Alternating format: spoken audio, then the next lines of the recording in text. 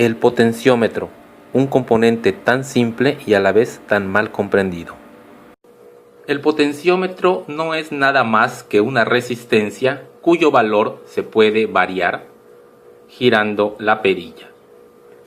Este, por ejemplo, es de 50 kiloohms, lo que significa que cuando el potenciómetro está en su valor mínimo tendremos 0 ohms y en su valor máximo tendremos 50.000 ohms de resistencia.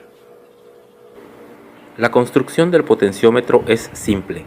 Consiste de una tira resistiva, que es la que proporciona la resistencia, un contacto deslizante que se mueve a través de la tira resistiva y se acciona por medio de una perilla.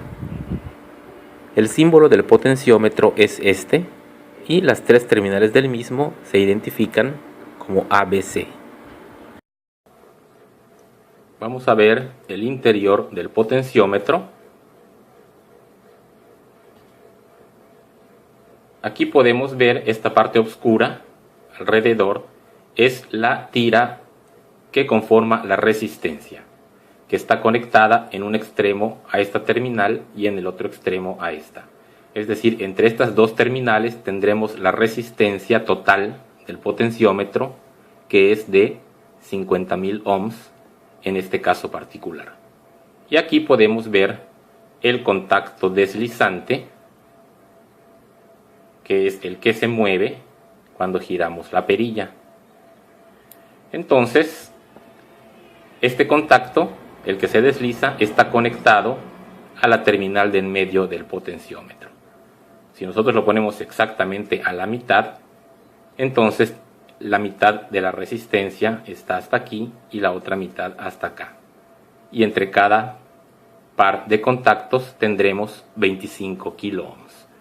Y podemos irlo variando como querramos en ambos sentidos.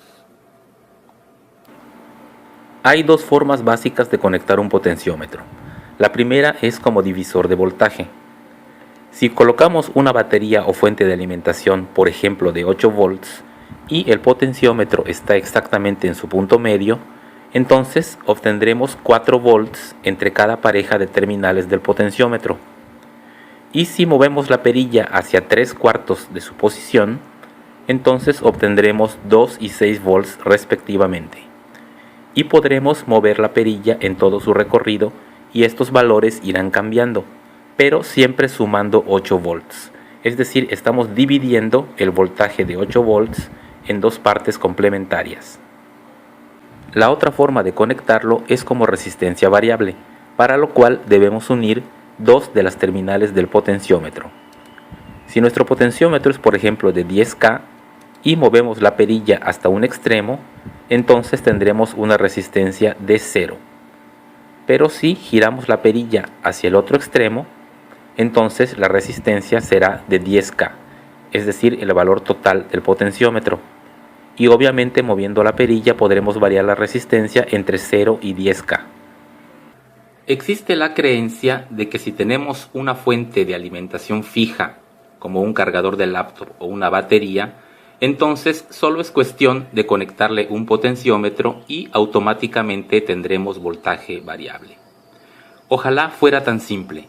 Ahora vamos a ver por qué esto no es así. Aquí tenemos un potenciómetro de 10K conectado como resistencia variable. Vamos a checar la resistencia entre las terminales. Vemos cómo varía. Aquí está en la máxima resistencia, nos marca 9 kiloohms y la mínima es prácticamente 0 ohms. Conectamos el potenciómetro en un circuito de un LED, es decir, la alimentación de la pila 3 volts pasa por el LED a través del potenciómetro para poder variar el voltaje. Entonces vamos a observar, vamos a mover el potenciómetro y vemos cómo efectivamente el voltaje varía y la intensidad del LED la podemos controlar. Sin embargo, el LED consume únicamente 20 miliamperios de corriente. Si tratamos de hacer lo mismo con algo que consuma más corriente, por ejemplo este foco incandescente que consume alrededor de 1 amperio, veamos lo que sucede. Vamos a conectar a esta batería de 12 volts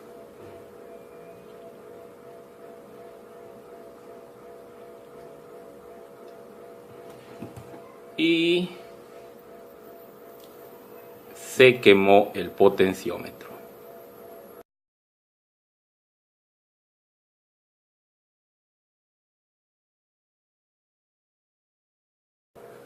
Por esta razón, los potenciómetros no se pueden utilizar en circuitos que consuman más que unos pocos miliamperios.